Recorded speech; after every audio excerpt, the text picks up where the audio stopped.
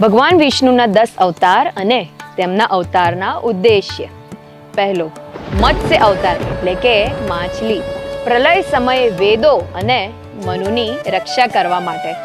બીજું, કુર્મ અવતાર એટલે કે કાચબો, સમુદ્ર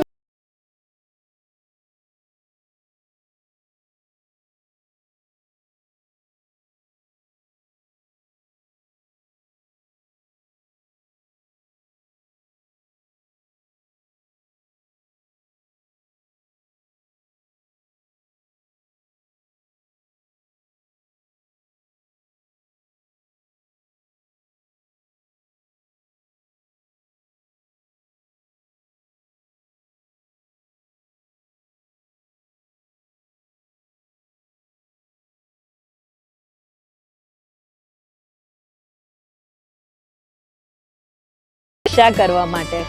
9, બુદ્ધ અવતાર, હિંસા અટકાવવા અને કરુણાનો માર્ગ બતાવવા માટે.